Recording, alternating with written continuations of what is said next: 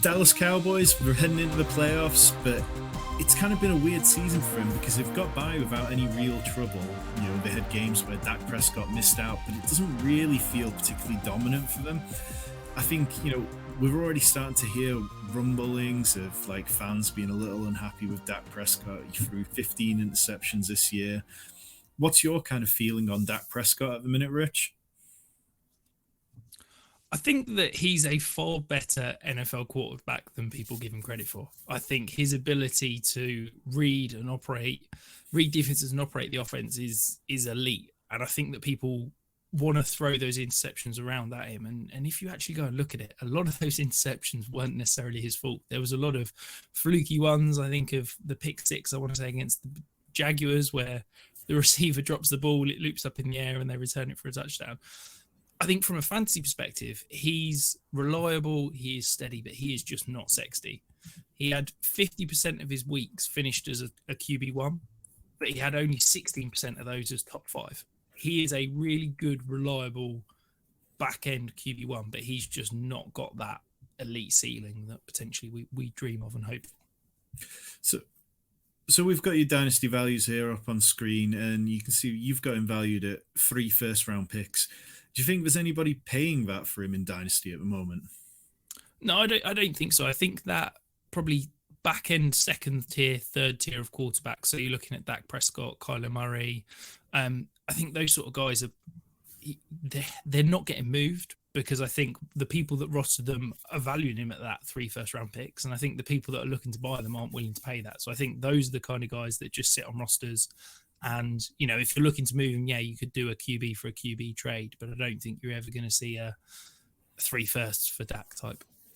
Someone else we've got highlighted up here, Zeke Elliott. You've got him down as a late second-round pick in Dynasty, and I imagine he's going to be the type of running back who, if nothing changed, would fall to like the 5th, 6th round in best ball drafts next year. And that running back room, it really is interesting. We've heard Jerry Jones for years say, the Cowboys go as Zeke goes. Zeke is the straw that stirs our drink and other nonsense. And he did have some okay moments this season.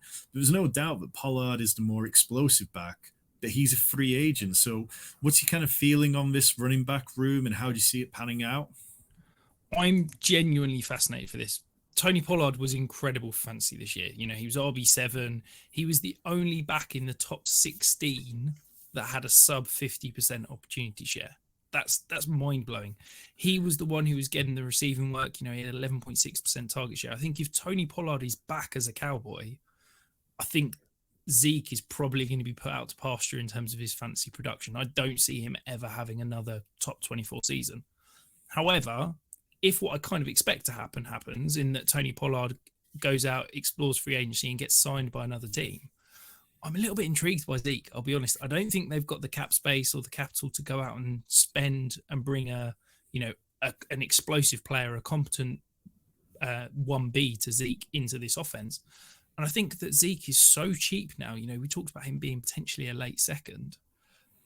The reason he struggled last year was that he wasn't getting any of that receiving work. He had a 4.8% target share, but he was second in goal line attempts. He's getting that, high value touches around the goal line. If you can add that receiving work into him, I think he could be a sneaky, whether it's a 0 RB target in that sort of 6th, 7th round range.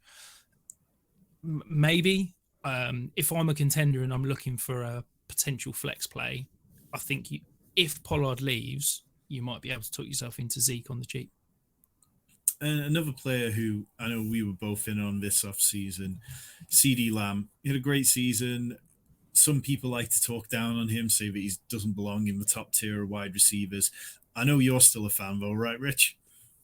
Yeah, look, I've always been a CeeDee Lamb fan, and seeing him break out like this last year was incredible. 5th in target share, 5th in targets per route run, 7th in yards per route run. He properly broke out, wide receiver 6 overall. I think that you can now establish him in that top tier of elite wide receivers. People try to, disparage him and say he's only a slot receiver, but look, I don't care where you line up on the field. If you're getting the targets, at a competent ADOT to be able to get high value touches, I'm all in. I think I wouldn't be shocked next year if CeeDee Lamb leads the league in targets. I wouldn't be shocked if, we're talking about him entering that potential tier alongside Justin Jefferson, Jamal Chase in terms of dynasty value. Okay. Do you think there's any part of that it's just down in a small way to Michael Gallup? He had an injury hit start to the season. We know he was recovering from the surgery, and he never really got going. He's a cheaper dynasty buy than he was, and he will almost certainly be cheap in best ball this offseason. But do you think that was part of what got CeeDee Lamb going, or he's just that good? I think that, the target volume to CeeDee Lamb definitely helped. But I think that having a competent number two, I don't necessarily think that CeeDee Lamb's going to disappear. We've seen him in his rookie year. He was the wide receiver 10 before that got injured, and that was alongside healthy Michael Gallup and Amari Cooper. I think that CeeDee Lamb can produce if Gallup's back. I really love Gallup's value right now. He was one of the players that my in-season wide receiver model said massively underproduced. He produced 12.2% less points than would be expected based on his peripheral numbers. That will take him from the wide receiver 71 in points per game to the wide receiver 46. Now, that might not sound incredible, wide receiver 46, but that's coming off injury. He was slow to get going. I think that next year, if we're talking, wide receiver 4, wide receiver 5 for your teams, I think you can do a lot worse than someone like Michael Gallup in what is going to be a potentially pass-first offense if we're seeing some of the running back movement in this offense. And another player who could benefit from it being more of a pass-first offense is Dalton Schultz. He kind of struggled with injuries through the season. But from week 10 onwards, when he seemed to be healthy, he was tight end 4 for the rest of the season. But he is a free agent. Do you think he's somebody either is likely to land elsewhere? I know it wasn't too long ago Jerry Jones seemed to insinuate that would be the case. Yeah, I love Dalton Schultz if he's back. I think if you remove the games that he was basically playing with his PCL injury, which is 4 weeks plus the week it happened, he was a tight end 4 overall in points per game. I think that if he's back with Dallas next year, I expect him to be a top 5 tight end. However, like you said, I don't know if Dallas have got the resources or the appetite to bring him back. And if that's the case, I think he's probably going to be a player that I don't touch. I don't like tight ends that move in free agency. I think tight ends, it's such a offense-related position. You've only got to look at Austin Hooper, who had that incredible final season in Atlanta, went to Cleveland, and then completely disappeared. So, yeah, if Dalton Schultz is back with the Cowboys, I'm really delighted. I'm all in because I've got a lot of shares. But if he's moving somewhere else, I'm probably not going to touch him.